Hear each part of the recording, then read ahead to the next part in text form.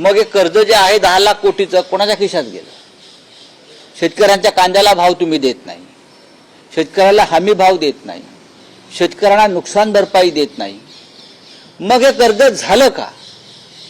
मग कोणासाठी तुम्ही कर्ज केलं? ते फक्त लाडका बहीण योजनेसाठी कर्ज झालं असेल ते तुमच्या खिशातून द्या मग, कारण याच्यामध्ये सुद्धा भ्रष्टाचार झालाय.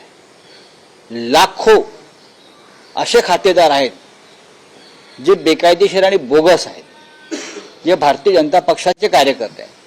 आज सगळ्यात जास्त भ्रष्टाचार मंगल प्रभात लोढा यांचा कौशल्य विकास खात्यात होतोय. हे माहिती आहे का तुम्हाला? बोगस नाव आहेत हजारो आणि लाखो. त्यांना या कौशल्य विकास योजनेतून महिन्याच्या महिन्याला पैसे दिले जात आहेत. ते सगळे भाजपचे कार्यकर्ते आहेत. ती लिस्ट मी आता आजच मी पाठवली आहे लोढांकडे. हे कोण आहेत? आणि सगळ्यात जास्त ओरबाडणं नागपूर आणि विदर्भात सुरू आहे या विभागातून.